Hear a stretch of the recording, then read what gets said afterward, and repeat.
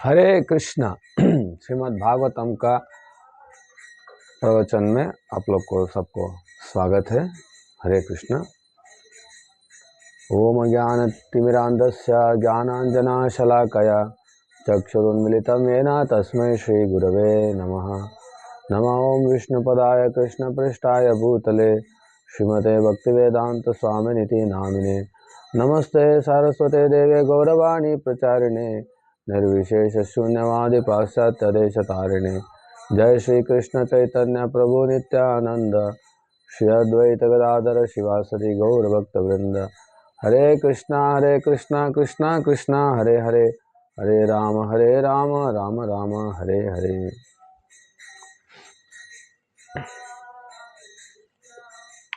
श्रीमद् भागवतम स्कंद 10 अध्याय 1 श्लोक 11। 11 हम लोग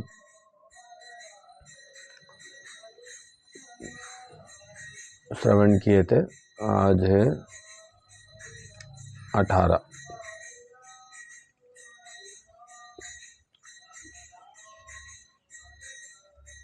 घोरभूत्वश्रुमुखी खिन्ना क्रंदन्ति करुणां विभो उपस्थितान्तिके तस्मै व्यसनं समवोचत। गौ गाय भूतवा बनकर, अश्रु मुखी आंखों में आंसू भरकर, खिन्न अत्यंत दुखी, क्रंदन्ति रोती हुए, करुणाम बेचारी, विभोह ब्रह्मा जी के उपस्थित प्रकट हुए, अंति के समक्ष तस्मै उनसे ब्रह्मा से व्यसनम अपनी विपदा समवोचत निवेदन किया। अध्याय का नाम है भगवान श्री कृष्ण का अवतार परिचय।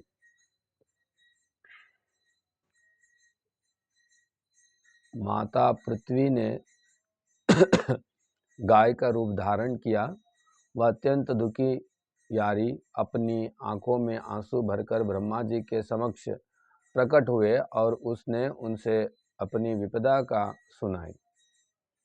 ब्रह्मा तदुपदार्यर्थ सह देवैस्तदा सह जगाम सन्निन यनस्तिरम क्षीरपयोनिदेः।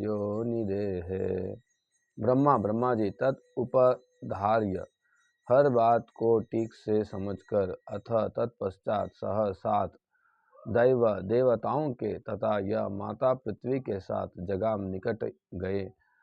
सन्नियनः 3 नेत्रों वाले शिव जी के साथ तीरम तट पर क्षीर पयनिदेह क्षीर सागर के।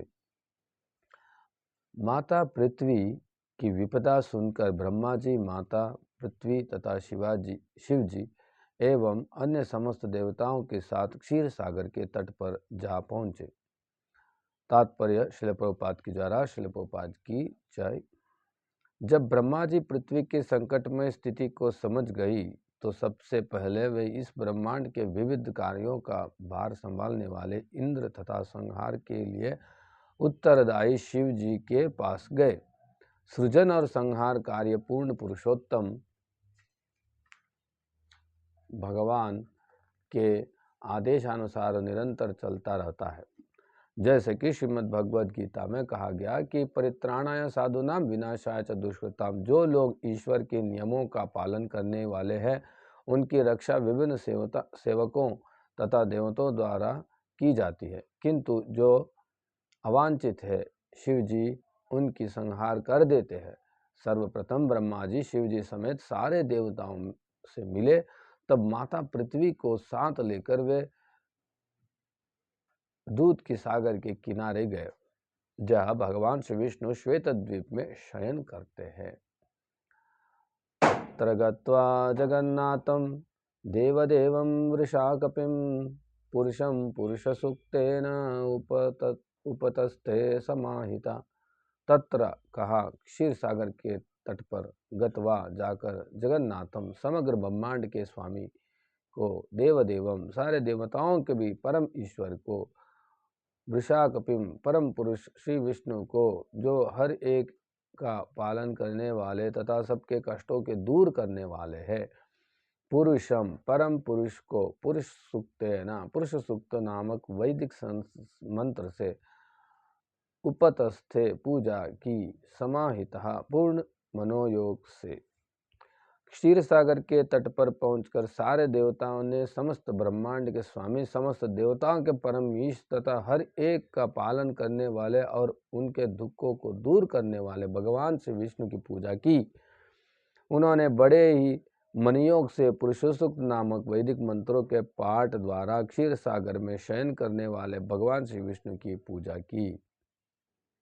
तात्पर्य: सारे देवता तथा ब्रह्मा जी, शिव जी, देवराज इंद्र, चंद्र तथा सूर्य पूर्ण पुरुषोत्तम भगवान के अधीन हैं। देवताओं के अतिरिक्त मानव समाज में भी उन अनेक प्रभावशाली व्यक्ति है जो विविध व्यापारों या प्रतिष्ठाओं का अधीक्षण करते हैं, किंतु भगवान से विष्णु तो देवताओं की भी ईश्वर परमेश्वर है। वे परम पुरुष परमात्मा हैं, जैसे कि ब्रह्म संहिता में पुष्टि हुए है। ईश्वर परम कृष्ण सचिदानंद विग्रह। गोविंद नाम से विख्यात भगवान श्री कृष्ण परम नियंता है। उनका शरीर सनातन आनंदमय तथा आध्यात्मिक है। न तो कोई पूर्ण पुरुषोत्तम भगवान के तुल्य है, न ही उनसे बढ़कर है। इसीलिए यह पर जगन्नाथ, देवदेव, वृषकपि तथा पुरुष जैसे अनेक शब्दों से उनका वर्णन किया गया है। भगवान श्री विष्णु की श्रेष्ठता की पुष्टि श्रीमद् भगवद गीता में अर्जुन के निम्नलिखित कथन में भी होती है। परम ब्रह्म परम धाम पवित्रम परमं भवान पुरुषम शाश्वतम दिव्यम अधिदेवमजम विभुम। आप परम ब्रह्म, परम धाम, शुद्ध कर्ता, परम सत्य तथा सनातन दैवी पुरुष है। आप आदि भगवान है, दिव्य और शाश्वत है और अजन्म है तथा सर्वव्यापक सौधार्य है। भगवान श्री कृष्ण आदि पुरुष है। गोविंदम आदि पुरुषम तमहं भजामि।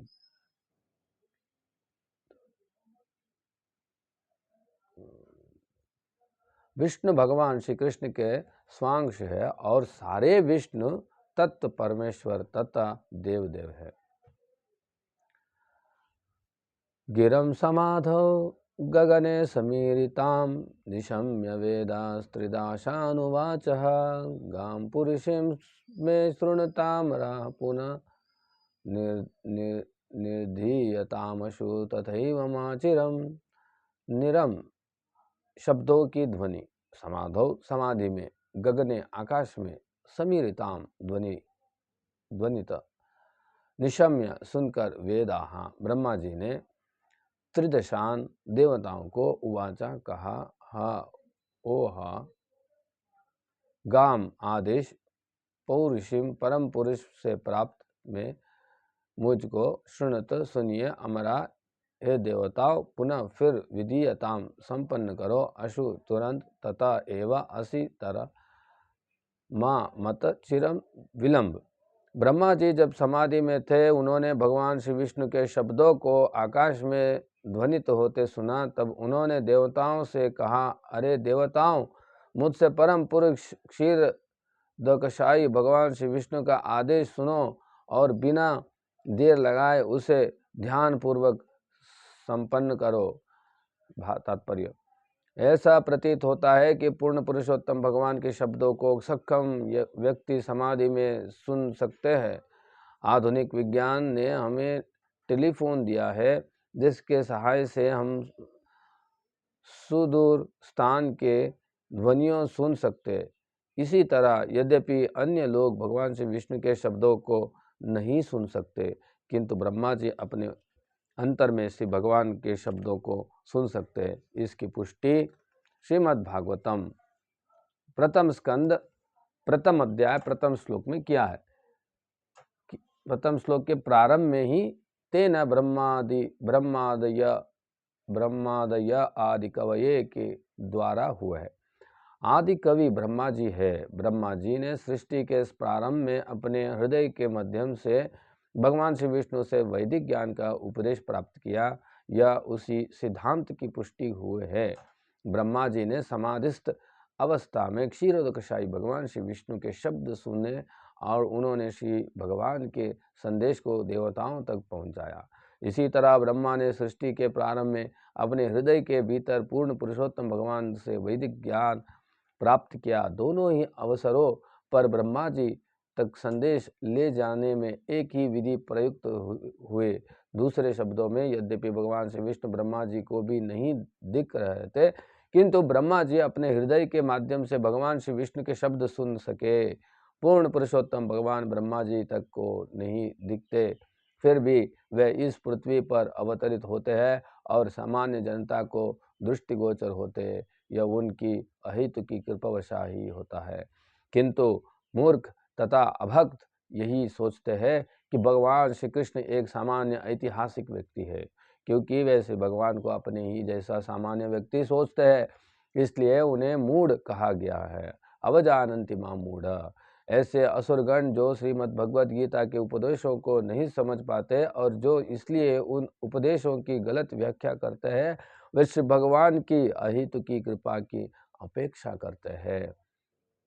पुरैव पुंसा भद्रतो धारज्वरो भवद्भिरंक्षै दूषपजन्यताम् स यावद्वर्य भर्मीश्वरेश्वरः स्वकाल शक्त्यक्षपयं चरेत भुवि। पुरा, इससे भी पहले एवं निस्संदेह पुंसा श्री भगवान द्वारा अवधृतः ज्ञात था। धराज्वरः पृथ्वी पर संकट भवद्भिः आपके अंशों द्वारा यदुषु राजा यदु के वंश में उपजयंतम जन्म लेकर सहा वे श्री भगवान यावत जब तक अवर या पृथ्वी का परम भार ईश्वरों के ईश्वर स्वकाल शक्ति अपनी के काल शक्ति द्वारा क्षपयन कटने के लिए चरेत गति करे भुवि पृथ्वी की सतह पर। ब्रह्मा जी ने देवताओं को बतलाया, हमारे द्वारा याचना करने के पूर्व श्री भगवान पृथ्वी के संकट से अवगत हो चुके थे। फलतः जब तक श्री भगवान अपनी काल शक्ति के द्वारा पृथ्वी का भार कम करने के लिए पृथ्वी पर गतिशील रहे, तब तक तुम सभी देवताओं को यदुओं के परिवार में उनके पूर्ण अंशों के माध्यम से उनकी पुत्रों तथा पौत्रों के रूप में जन्म लेना होगा। तात्पर्य, ब्रह्म संहिता में कहा गया है, रामादिमूर्ति शुक्लेन नियमेन तिष्ठं नानावकारवकरोत् भुवनेश किंतु कृष्ण स्वयं समवत् परमः पुमान्यो गोविंदमादि पुरुषं तमहं भजामि। मैं उन पूर्ण पुरुषोत्तम भगवान गोविंद की पूजा करता हूँ जो श्री राम नरसिंह अवतारों तथा अन्य उप अवतारों के रूप में सदैव स्थित रहते हैं, किंतु जो आदि भगवान हैं और भगवान श्री कृष्ण कहलाता है और जो स्वयं भी अवतरित होते हैं। श्रीमद् भागवतम के इस श्लोक में पुरैव पुंसवद्रुता धराज्वरः शब्द आए हैं। पुंस भगवान श्री कृष्ण का द्योतक है, जो पहले से ही जानते थे कि सारा संसार असुरों के बढ़ जाने से किस तरह पीड़ित तथा पूर्ण पुरुषोत्तम भगवान की परम शक्ति का उल्लेख किए बिना असुरगण अपने आप को स्वतंत्र राजा तथा राष्ट्रपति घोषित करते हैं और इस तरह अपनी सैन्य शक्ति बढ़ाकर उत्पात मचाते हैं। जब ऐसे उत्पातों का अत्यधिक प्राधान्य हो जाता है तो भगवान श्री कृष्ण प्रकट होते हैं। इस समय भी विश्व भर में अनेक असुरी राज्य अनेक प्रकार से अपनी अपनी सैन्य शक्ति बढ़ा रहा है, जिससे सारी स्थिति पीड़ाजनक हो उठी है। इसलिए भगवान श्री कृष्ण अपने नाम से हरे कृष्ण आंदोलन में प्रकट हुए हैं, जो निश्चय ही विश्व के भार को कम करेगा। दार्शनिकों, धर्मजों तथा सामान्य जनों को गंभीरतापूर्वक इस आंदोलन में भाग लेना चाहिए, क्योंकि मानव निर्मिता योजना तथा युक्तियाँ ये इस पृथ्वी पर शांति लाने में सहायक नहीं हो सकती। हरे कृष्ण का दिव्य ध्वनि पुरुष कृष्ण से भिन्न नहीं है। नाम चिंतामणि कृष्ण चैतन्य रस विग्रह पूर्ण शुद्धो नित्य मुक्त भिन्न नाम नामिनो। पद्म पुराण में कहा गया। हरे कृष्ण ध्वनि तथा पुरुष कृष्ण पुरुषोत्तम कृष्ण में कोई अंतर नहीं है। वसुदेव गृहे साक्षात् भगवान पुरुष पर जनिष्यते तत्प्रिय अर्थम संभवन्तु सुरास्त्रिय। वसुदेव गृह, वसुदेव के घर में साक्षात साकार रूप में भगवान पूर्ण शक्तिमान से भगवान पुरुष आदि पुरुष पर दिव्य जनिष्यते प्रकट होंगे। तत्प्रिय अर्थम उनकी तुष्टि के लिए संभवन्तु जन्म लेना होगा सुरस्त्रिय सारे देवताओं की पत्नियों को। सर्वशक्तिमान पूर्ण पुरुषोत्तम भगवान श्री कृष्ण वसुदेव की पुत्र रूप में स्वयं प्रकट होंगे, अतः देवताओं की सारी पत्नियों को भी उन्हें प्रसन्न करने के लिए प्रकट होना चाहिए। तात्पर्य श्रीमद् भगवद गीता में श्री भगवान कहता है, त्यक्त्वा देहं पुनर्जन्म नैति मामेति। भौतिक देह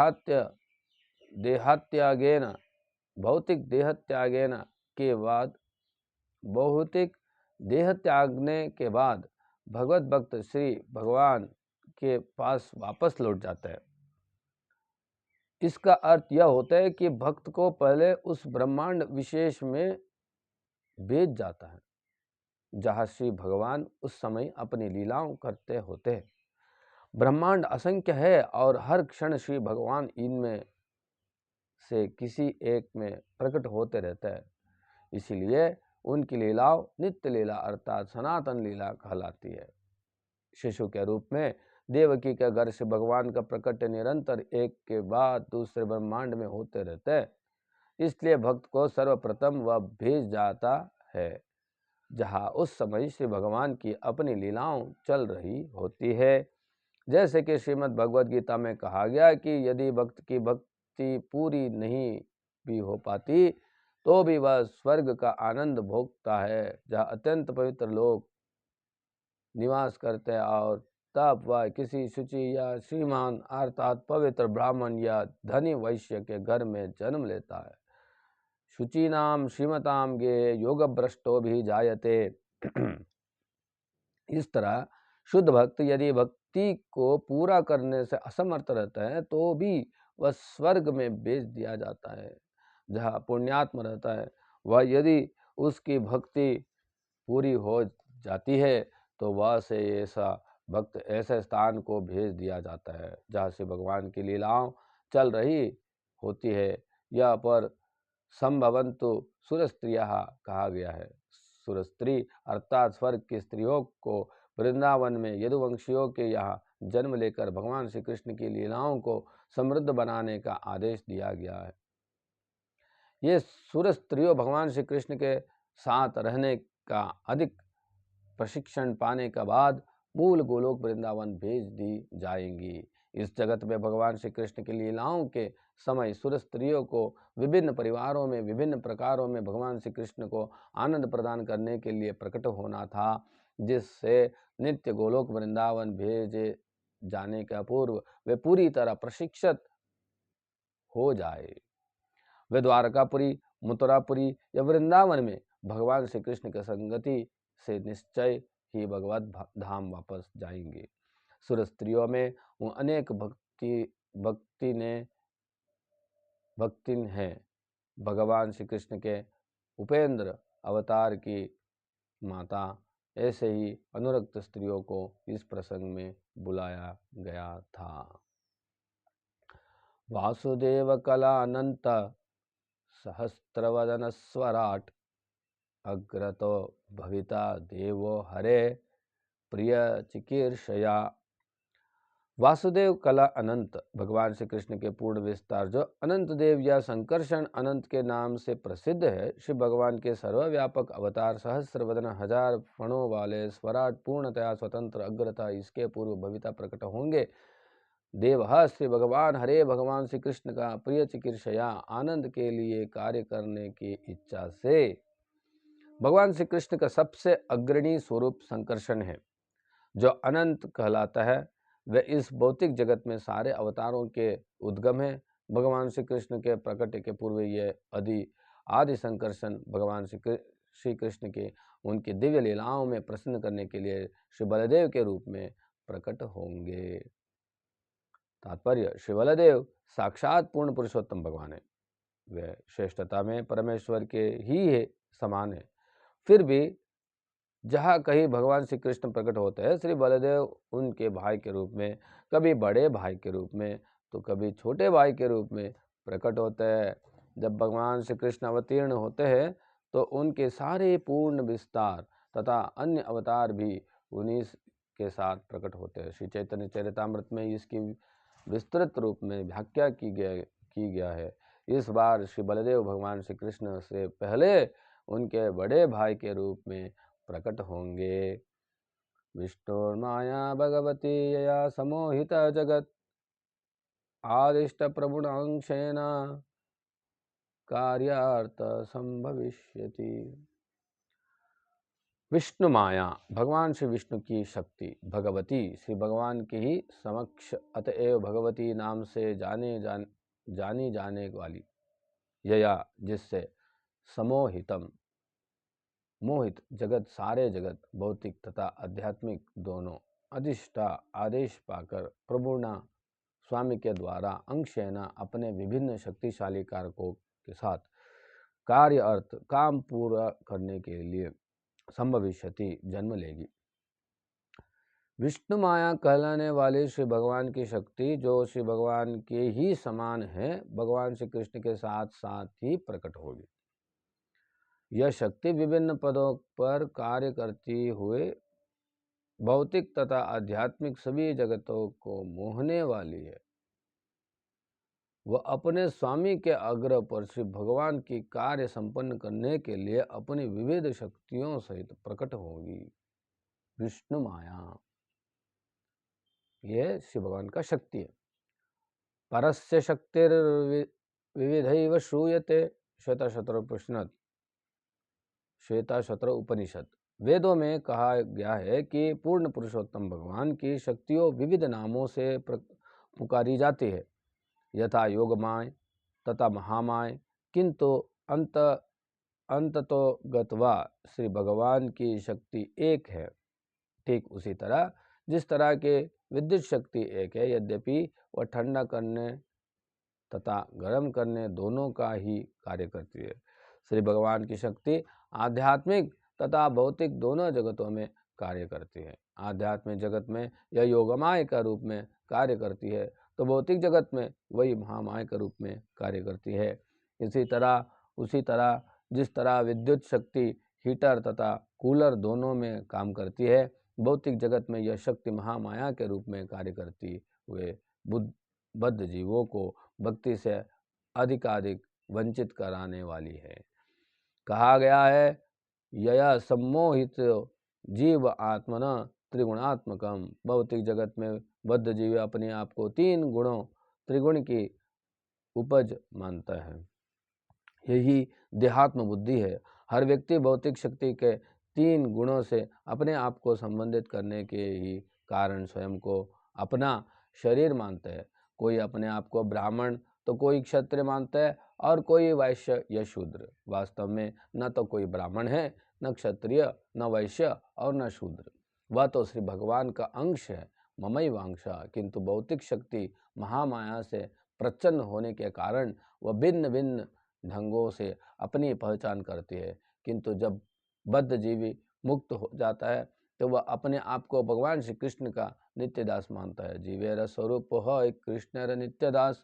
जब वह इस पद को प्राप्त कर लेता है तो वह शक्ति योगमाय उसे शुद्ध बनने और अपनी शक्ति से भगवान की सेवा में लगाने में अधिकाधिक सहायक बनती है। जीव चाहे बद्ध हो या मुक्त, श्री भगवान प्रत्येक अवस्था में सर्वोपरि है। जैसे कि श्रीमद् भगवद गीता में कहा गया है, मयाध्यक्षेण प्रकृति सुयते सचराचरम। पूर्ण पुरुषोत्तम भगवान के ही आदेश से भौतिक शक्ति महामाया बद्ध जीव पर अपना प्रभाव दिखाती है। प्रकृति क्रियमाणानि गुणै कर्माणि सर्वश अहंकार विमूढ़ात्मा कर्ता हम इति मन्यते। मोहग्रस्त जीव भौतिक प्रकृति के तीनों गुणों के वशीभूत होकर अपने आप को उन कार्यों का कर्ता मान बैठते हैं जो वास्तव में प्रकृति द्वारा संपन्न होता है। श्रीमद् भगवद गीता 3 अध्याय में बद्ध जीवन में किसी को स्वतंत्र प्राप्त नहीं होती, किंतु मनुष्य मोहग्रस्त होने तथा महामाया के वशीभूत होने का कारण मूर्खतावश अपने आप को स्वतंत्र मान बैठते हैं। अहंकारा विमूढ़ात्मा करता हम इति मन्यते। किंतु जब बद्ध जीवी भक्ति करने के कारण मुक्त बनता है तो उसे विभिन्न रसों में यथा दास्य रस, सख्य रस, वात्सल्य रस तथा माधुर्य रस में पूर्ण पुरुषोत्तम भगवान के साथ अपने संबंध का आस्वादन करने का अधिकाधिक अवसर प्रदान किया जाता है। इस तरह से श्री भगवान की शक्ति विष्णु माया के दो पहलू है, आवरणिकात्म शक्ति, आवरणिका तथा उन्मुख। जब श्री भगवान अवतीर्ण हुए तो उनकी शक्ति उनके साथ आई और उसने अनेक प्रकार से कार्य किए। उसने यशोदा, देवकी तथा श्री भगवान के अन्य घनिष्ठ संबंधियों के साथ योग माया के रूप में कार्य किया, किंतु कंस, शाल्व तथा अन्य असुरों के साथ उसने भिन्न रूप से कार्य किया। भगवान श्री कृष्ण के आदेश से उनकी शक्ति योग माया उनके साथ आई और उसने देश तथा काल के अनुसार विविध कार्यकलाप प्रदर्शित किए। कार्यार्थ संभवष्यति योग माया ने श्री भगवान के द्वारा इच्छित विविध प्रयोजनों के लिए भिन्न भिन्न प्रकारों से कार्य किया। जैसे कि श्रीमद् भगवद गीता में कहा है, श्रीमद् भगवद गीता में पुष्टि हुआ है, महात्मानस्तु मां पार्था दैवीं प्रकृतिमाश्रितः। श्री भगवान के चरण कमलों में पूर्णतया शरणागत महात्मा जन योग माया द्वारा निर्देशित होते हैं, जबकि भक्ति से रहित दुरात्मा लोग महामाया द्वारा निर्देशित होती है। श्री शुक उवाच इत्यादिशयामरणन् प्रजापति पतिर्विभो आश्वास्य च महिं गीर्भिः स्वधाम परमं ययौ।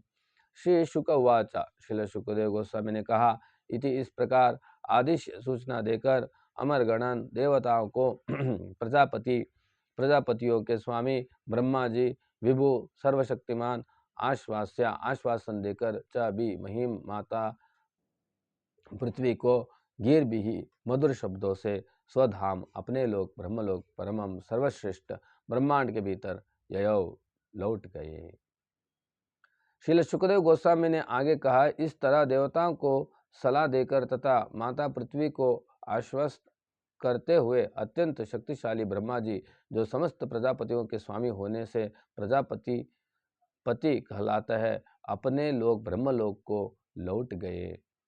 शूरसेन यदुपतिर्मथुरा मावासनपुरी मथुरा शूरसेनश्च विषयान बुभोज पुरा। पदार्थ, शूरसेना राजा शूरसेन यदुपति यदुवंश के मुखिया मथुरा नामक स्थान में आवासन जाकर रहने लगे। पुरी नगर में मथुरा जिले के नाम के विख्यात स्थान में शूरसेना च तथा शूरसेन नामक तथा में विषयान ऐसे राज्यों का बहुजे भोग किया। पूरा प्राचीन काल में यदुवंश का मुखिया शूरसेन मथुरा नामक नगर में रहने के लिए गया। वह उसने मथुरा तथा शूरसेन नामक स्थानों का भोग किया।